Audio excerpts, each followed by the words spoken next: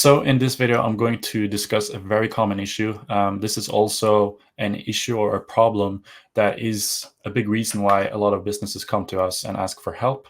It's basically they start seeing pretty decent ROAS. They're scaling their budget to a certain level, but then they see the return on ad spend start to drop quite rapidly. So they can't scale. They're finding this scaling cap where they start losing profitability at a certain level. And this is something referred to as the marketing paradox. I call it the profitability paradox. It's why scaling sometimes reduces your ROAS. And in this video, I'm going to focus on this issue and how we've been able to solve it for our clients. Yeah, before we get into that, though, why should you even listen to me? Why do we have the solution for this? Well, I've been in the performance marketing industry for over 5 years. I started out taking my mom's e-commerce business from 520K to 1.8 million in just 2 years with over a 10x ROAS. I think we were closer to like a 30x ROAS, but I haven't done the calculation thoroughly, so I'm just going to say 10x just to be sure. Still amazing results, super profitable scaling. As you can see, a screenshot of the results there from that time. And since then started Strand Media, and I've been managing multiple 7 figures in ad spend in USD for businesses all over the world: US, UK, Australia, Scandinavia, many countries in Europe, and also Japan. So this issue that I'm going to focus on is basically the inverse relationship between ad spend and efficiency, which in this case we refer to as a return on ad spend, ROAS. So when you increase the ad spend, at some level, you will see a drop in ROAS as a percentage, as a ratio. So you will see a drop in the number you get when you divide your revenue by the ad spend, right? Not in the actual ROAS as a dollar amount. So if you take your revenue, subtract the ad spend, that number might still be higher when you scale, but in terms of a percentage or a ratio, that is going down. That's an important thing that we're going to discuss more later in the video, and I'm going to explain why that's important to understand. So let me show you an example here. So this is one ad account for one of the clients we've been helping. As we can see historically for this ad account, when the ad spend in the bottom graph here drops, the ROAS increases. But as we increase the ad spend, the ROAS decreases. And then again, we decrease the ad spend and ROAS goes back up again, right? Here's another ad account. As you can see, very similar tendencies here. When the ad spend goes down, ROAS in this case actually stays pretty consistent, but as soon as we increase it, it drops. And then we decrease the ad spend again and ROAS increases a lot. And as you can see, it's almost like these two graphs are mirroring each other, but opposite directions. So that's why it's an inverse relationship. And this is different for every business. This will look different probably in your ad account. And when like the ad spend level where you see ROAS starts dropping, is going to depend on many different factors in your business. And that's what we're going to discuss in this video. But it's just important to note that it's not always going to look exactly like these two examples. It might be different for you, but at some point there will start to be an inverse relationship between these two things. So, right. So why does this happen? In order for us to even be able to talk about solutions for this, we need to understand why it happens. So the way we can understand this is figuring out how the algorithm works. So in this video, I'm obviously focusing on Meta as a marketing channel, but it's the same tendency that happens across multiple marketing channels when you target audiences that go beyond just a warm audience. So as you can see on my slide here, this is a certain amount of ad spend. So in this case, we're not having the ad spend that we're having is just getting us enough eyeballs to, cover a part of the warm audience that we have. So I'm also, just assuming that in this case, we're not excluding a warm audience from our targeting. If we were to do that, then we could force the algorithm to start target a cold audience. In this case, assuming that we're doing the best strategy when you start advertising, and that's actually focusing your dollars on the people that are the easiest to convert, that will convert at the highest profitability. And that's also how the algorithm is set up to do. So unless you specify anything else manually, this is how the algorithm will work. As we increase the ad spend, you see now we've used up the eyeballs in the warm audience, and we're pretty much forcing the algorithm to go wider to find more eyeballs to put our ads in front of. And we're now tapping into more of a lukewarm audience. So these people are different than the warm audience. We're going to look at that later, how the audiences differ. But essentially, these people are just harder to convert. And as soon as we increase the budget even further, we have to go wider and wider, further into a cold audience. Now, to understand the differences between these audiences, let's just look at some characteristics, right? A warm audience are probably engaged with your content, either organically or previously paid ads. So they looked at what you're posting on stories on Instagram, or what you're posting organically on your Facebook or Instagram profile, or any other organic platform. They've probably seen your brand before a few times. They've seen your logo. They're kind of familiar with it. They've seen a few ads, some content. So they're aware of the problem that your product solves. So they're both aware of the problem they have and how your product or service solves that problem. They have the most trust compared to all the other audience types. These people have the most trust because they've probably seen some results, and they've seen your logo, and they know you're not like some scammer or something. They know this is a legit business. People are getting results from your product.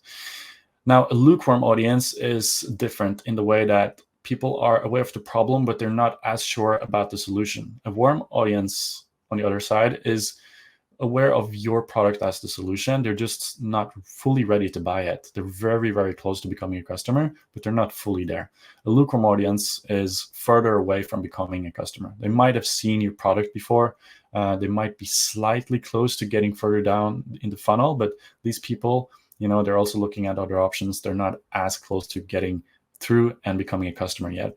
They have limited trust and familiarity with your brand. So if you were to walk up to a person that's within your lukewarm audience on the street and ask them, hey, do you know this business? They would probably be, oh yeah, I've seen that before, but they're not fully aware of what your business even is, right? So that's an important distinction to be aware of. And these people require a lot more education on the benefits of your product, and they need a lot more nurturing to move them further down the sales funnel. And so if they stop seeing your ads, or they stop seeing your emails or organic content for a while, they're probably just going to fall off. And unless you follow up with them on a consistent basis, you're not going to be able to push these people further down the sales funnel. Now, a cold audience, on the other hand, this is just people that are totally unaware. They've never seen your product before, never seen your logo before. They're not engaged with any of your content. They're not seen your brand. They're unfamiliar with your brand. If you were to ask one of these people, they wouldn't be able to tell what your brand is and what your product or service is. They've never seen it before. They're not actively looking for a solution. They're highly skeptical, and they may need really strong incentives to engage. So if it's the first time seeing an ad from you, unless you have an absolutely amazing no-brainer offer, you're not going to be able to convert them because they don't care about your brand. So they're just looking for value. And if they see your product and they know there's other, competitors that have a better price or better value, then they're going to choose them because they just don't value your brand and what your values or what you stand for as a brand. So these are the differences, and these are important to understand because, as you can see on this graph here, ROAS as a percentage is the highest in the beginning when your ad spend is probably the lowest, right? And you're just covering that warm audience. But as you increase the ad spend, you're forcing the algorithm to go wider. So you get further and further into the lukewarm audience and the cold audience, and ROAS as a percentage or a ratio starts to drop. Now, this is why there's an inverse relationship between these two things, between ad spend and ROAS as a ratio. Now, there's one really important thing to understand here, and that is because this is not always a super big issue. For many businesses, this doesn't really become that big of an issue until the ROAS efficiency gets to a certain level. And that's why it's super important to understand that lower efficiency or lower ROAS does not always necessarily mean less profit. Now, that might be a little bit difficult to understand, but I will show an example very soon. The thing here is, if your return on ad spend is above break even, so for every more dollar you spend on ads, you're not losing money on your bottom line, you can still have lower efficiency And if you can continue to sell with a lower efficiency without running out of stock or running out of cash on hand, cash flow issues is a big thing, especially for e-commerce. But unless these things aren't becoming an issue for you, you can actually make up for lower efficiency by just having a lot more volume, and that way you will still improve your bottom line. So I'm going to show you an example because this might be a little bit difficult to understand. So we actually recently had one client come to us, and they started to tell us about their goals that they had. Let me pull up like this. All right, so they came to us and they told us, hey, this is our goal for Q3 2024. So they want to reach 50K in sales at a 10% net margin with all expenses, also including management fees. So then I went ahead and broke it down to understand what this meant in terms of the ROAS, or marketing efficiency ratio, we needed to reach this goal. And as you can see, we needed a 3x blended ROAS, or marketing efficiency ratio. That basically just mean a blended ROAS where we blend in all of the different marketing channels. So we needed, for every dollar we spend on ads across all channels, we need to generate $3 in revenue in order to hit this at this revenue level. Now, as we just looked at, there's often an inverse relationship between increasing spend and the efficiency of your marketing. So looking at this goal, I was a little bit skeptical because of the historic results for this ad account. 3x ROAS for this ad account was a little bit, above, especially for this time of year, above what they've been prior to us coming in and helping them. So, I didn't think it was impossible, but I definitely wanted to look at some potential solutions because with this one, as you can see, we need a significant enhancement in efficiency. We need an 82% increase in MER, or blended ROAS, from a 1.65 to 3, which in this time of year, very difficult. At the same time, we also need to increase the daily spend by 37%, from 137 to 188 bucks per day. So this was difficult, to say the least. So I wanted to come up with an alternative solution. All right. So in this scenario right here, we have less efficiency, so a lower MER, or blended ROAS, but a lot more ad spend and a lot more revenue to get to the same end goal. So as you can see in this example right here, we just needed a 51% increase in MER, which is still quite a lot, but I saw this as way more likely looking at the historic results. At the same time, we needed to increase daily spend quite a lot, by 170%, but also looking at the historic results for this ad account, that had been at a much higher ad spend before, with very close to a 3.5 in terms of efficiency. So in conclusion, we just wanted to understand that this is also an alternative solution to get to the same end goal. Now, in addition to this, there is a lot of benefits of having less efficiency but more volume that a lot of businesses don't think about. Number one is you get increased visibility. We're getting to the same bottom line, but at the same time, more people are seeing our ads because we have higher ad spend, more impressions. So we're building more brand awareness. And also, as we looked at in the beginning of this video, you have a specific size of your warm audience.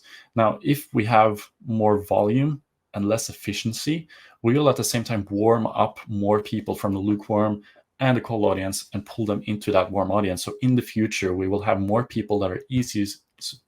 So in the future, we will have more people that are easier to convert. At the same time, there's many other benefits. For example, you're going to have more people sign up to email lists, which you can reach out to with this organic free channel in the future. You also, if you have a business where it makes sense, people come back, and you have retention strategy in your business, then you're going to have more what I call free revenue in the future, right? Because these people are now in your ecosystem, and you have ways of reaching them to get them to come back without paying for them to come back, right? You already paid for them to make the first purchase. The next purchase, you can reach out through email, SMS, community, or whatever setup you have for your retention strategy. And when we have more volume and we have more first-time customers, we're also going to have more potential for future free revenue, which proportionally to our fixed cost in this period is going to be much higher when we have more volume and less efficiency than the other scenario we looked at. So you have more future potential that way. At the same time, we have way greater potential for organic growth. That's because you get more customers in, so more people are going to have their product or service in their life. They're going to talk about it to other people. Word of mouth is a thing. If your product is good, they're going to spread it. And if you have referral programs as well, that will have more potential. So as you can see, there's many benefits of actually, getting to the same short-term goal, but with more long-term benefits. Now, there's also cons that we need to be aware of, which are really important, especially for e-commerce. Cash flow constraints. Cash is king is a known thing in e-commerce. If you run out of cash, your business can die. The thing here, you need to be able to buy stock, especially you need to have the cash at hand to buy stock in advance for like the peaks throughout your calendar. So if you have Black Friday, Cyber Monday coming up and you don't have cash on hand to like stock up in advance of that and take advantage of that opportunity when your demand is going to increase, then that's going to be a huge issue. So ensuring liquidity is absolutely crucial when you meet increased demand and being able to sustain your operations during those time periods. When you sell out quickly, which can happen when you go with volume, we've seen this before. We have had this problem with some clients where they just haven't been able to forecast. A lot of times because they haven't had historic data to look at and make predictions. So they've just, started to get really, really good results for the ads, scale that up quickly, and then they run out of stock because they're not able to get it, back in stock in time to continue that momentum. That's a huge thing because in paid ads and performance marketing, momentum is really, really big. So if you're seeing great results and you're, increasing your spend, you don't want this situation to happen where you have to pause campaigns, wait for stock, and put a waiting list or make people sign up to wait for your product to get back in stock. That's going to hurt your conversion rate. People want the solution immediately. So if you don't have that available, that's going to stop a lot of your momentum, which we've seen can actually hurt the business quite a lot in the short term, but in the long term as well. And also, obviously, customer service. When you have more volume, more customers coming into your business, unless you have a robust backend, that can overwhelm your customer service, right? People might get, slower to answers to the concerns they have, which can lead to negative reviews and brand reputation, which is big, very big, really, really important, and definitely something to consider when you think about these different ways you can get to your end goal in terms of net profit. So let's talk about solutions. Now we understand the problem, why it happens. How can we solve this? So I'm going to talk about 3 different ways you can do this. So basically 3 levers you can pull to get past this paradox. And these are ways that we've been using for our clients in the past. So we have actually experience pulling these levers. Now the thing here, you need to prioritize. This is why I'm going to pull up 3 different ways you can solve this issue. But in your business, depending on your situation, you have to prioritize which of these levers to pull, because you can't pull all of them at the same time. And if you start, focusing on the wrong one, put your resources into the wrong one, then you can hurt your business a lot. And we don't want that to happen. So number 1, again, you need to prioritize. This might not be the one for you. Number 2 and number 3 might be the right solution for you at this time. So you need to, take this into account. But number 1, which is often the case we've seen, is that you need actually a better understanding of your unit economics, and you need to be able to map out, models and scenarios, as I did for this client, as an example I just showed you. You need to see the different ways you can get to your end goal, and you need to understand if that's solution for you to this issue. Because sometimes, the drop in efficiency is just going to happen. It's just a common thing. It happens for every business. At some point, you have to go wider, and you're not going to be able to keep the same efficiency as you scale up your ad spend. You might be able to keep it under a certain level, but at some point it always will drop. Now, the question remains, can you continue to scale while seeing lower efficiency? And the only way to understand that is knowing your unit economics, So what you want to find out is you want to identify the maximum spend threshold you can have before efficiency drops, it might be okay that it drops, but you need to understand the point where it drops so low that it actually starts hurting your bottom line. Because as we saw, you can actually, have the same or higher bottom line with lower efficiency by having more volume, more revenue, more ad spend. But you need to understand your margins. You need to understand all these unit economics and able to map this out and understand this. At the same time, you need to understand, the potential cons. Like, do you have enough stock to scale to this level? Do you have enough cash at hand to scale to this level to sustain that ad spend and sustain, having your SKUs in stock? So these are all things you need to consider, and you actually need to sit down and think this out and map it out in sheets and look at the different scenarios. So when you find out like what efficiency you can actually have at different volumes, then you can also understand what you can allow with your marketing dollars. So that's number one. You want to find the scaling cap, or the point where you start seeing diminishing returns in your net profit. So not ROAS, but net profit. So as you can see, as you increase the ad spend, at some point you're going to reach this point where net profit doesn't increase anymore because you lose so much efficiency. And if you continue to increase your ad spend, you start to actually hurt your bottom line. Now, if you're a business that are optimizing for long-term growth, in terms of that your LTV is high and people come back, a high percentage of people come back within 30, 60, or 90 days to make more orders, you can take that into the equation as well, into the calculation here. And maybe you're able to scale even past your cap a little bit. You might push that cap a little further because you can sustain your business looking at LTV. So that's also something to consider as well.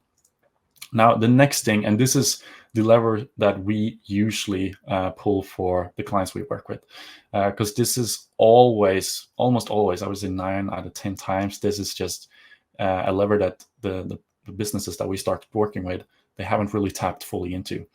And that is actually minimizing the reduction in efficiency. So actually sustaining higher efficiency by just leveling up your creative. Now, this does require a lot of testing. This requires a lot of execution. Like me just telling you that this is the solution, it doesn't do a lot. This is all about execution, okay? The other solution that we looked at before is more about just knowing your numbers, which is a quick solution.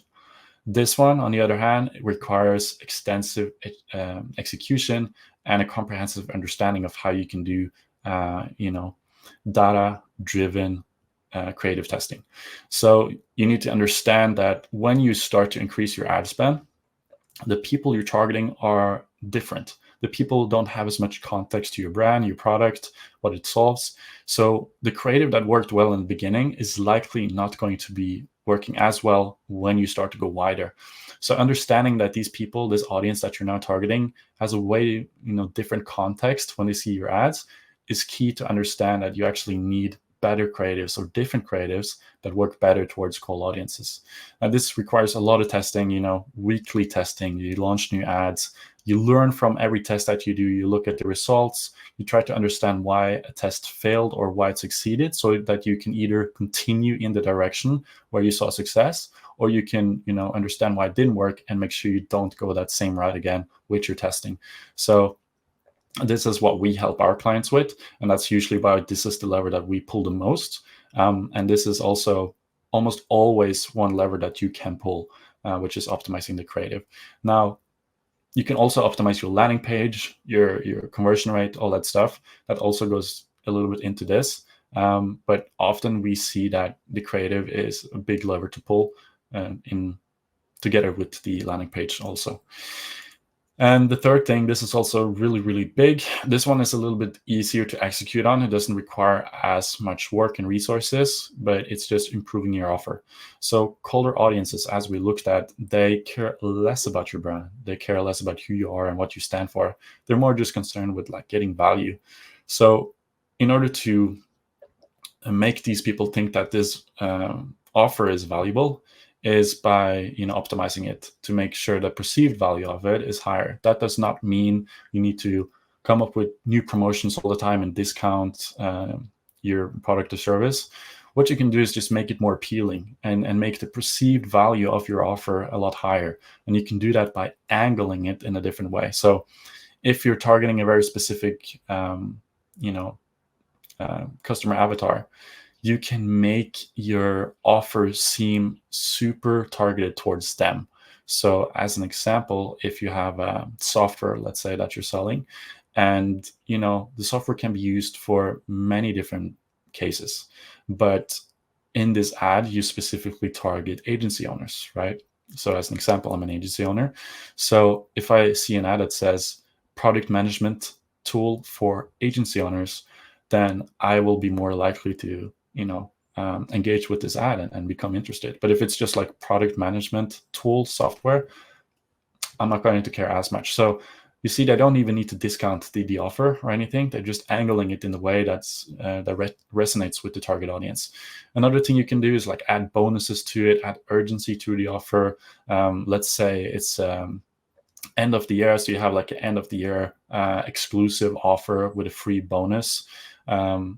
That could be many things. Maybe you have a product or a service that you can add on that has a super high margin, that you can add on to your like main product to give it a bonus, without like eating up your margin by actually discounting the main product.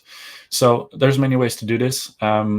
Just note that this is also a lever that you can pull in addition to the other ones. It's not just one or the other. You can pull all of them.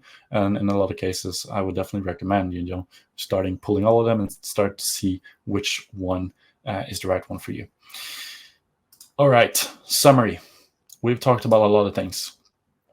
But number one to understand is that diminishing returns occurs for every business at different levels in terms of spend, depending on the specifics of that business. So this decrease in ROAS or efficiency, it happens at different levels for every business. And that depends on market size or audience size, like how many people have seen your business, your product before, the creative that you're using. That's a big one.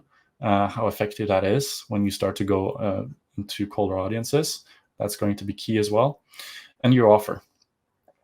So many different things you need to consider there, but every business has a scaling gap.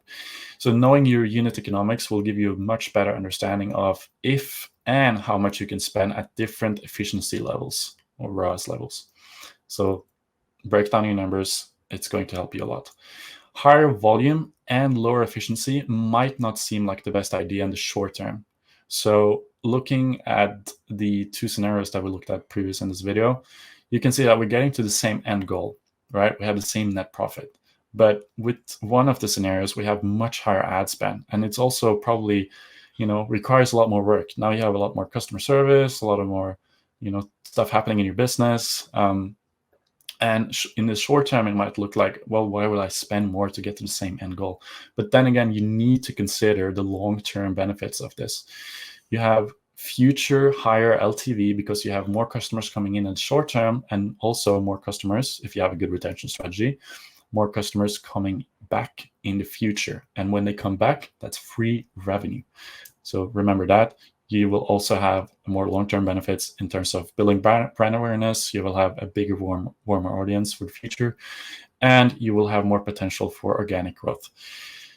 And improved creative and offer are often the keys to reaching your scaling cap. So as I said, every business does have a scaling cap, but knowing where that scaling cap is difficult. You just don't know exactly where it is. At some point, you will see, the ROAS starts to drop. But then again, you don't know why specifically it's dropping. If it's the creative, if it's the offer, if it's actually just you haven't, advertised for long enough. You have such a small warm audience that you just need more time to warm people up. So by just improving and continuously to test and improve and learn, you will get closer to your scaling cap. And I don't think I've ever seen a business that's like doing absolutely everything they can on the creative testing side. There's always more you can test and improve usually. Now, at some point, the improved results that you get from the inputs that you have in terms of the resources and the time and focus you apply to creative testing, it will start to diminish at some point. So at some point, you can max it out theoretically, but very, very rarely have I ever seen a business that's just maxed out the creative testing. Most businesses don't do merely enough creative testing, because there's so much more you can do usually. Like if you continue to test and improve and optimize, you can often see higher ROAS. And also ad fatigue is a thing. So even if you get something to work at some point, it might not work in the future. And also the demand for what you're selling is fluctuating throughout the year. So your scaling cap will also be different for different time periods throughout the year. So that's also something to keep in mind. Like some offer and some creative might have much more potential for one time of the year, depending on the business and product you're in. And another time of the year, your scaling cap might just be lower because people just don't care that much about that product at that time of the year. So that's also something to keep in mind. But if you want to reach your scaling cap at the time period you're at, you need to do a lot more creative testing and improving your offer. So hopefully you got some value out of this video. If you need help getting to and past your scaling cap, we've helped multiple different businesses scale with performance marketing and paid ads. As you can see, this is one example, an Australian-based e-commerce brand. We took them from 15 to 60K per month with a 5x ROAS. This is a US-based e-commerce brand. We took them from 12 to 25K per month in 30 days with a 3.7 ROAS. And we have a lot more results, case studies like this. So if you're a business looking to take your ads and performance to the next level in order to scale, you can book a call with me. The link is in the description of this video. This is a free call. This is pretty much just a strategy call. You can leave your credit card at home. I'm not going to pitch you. This is just seeing if we're a good match and if we think we can help you. So thank you so much for watching. If you liked the video, please go ahead and subscribe. We're closing in on 3,000 subscribers. So if you want to be a part of the first 3K, hey, then you need to go ahead and click that subscribe button. Also leave a like and a comment below. And if you have any questions regarding this, please leave a comment below and ask me the questions, and I will go in and personally answer it and help you. So I wish you a great day and happy scaling. And yeah, thank you so much for watching.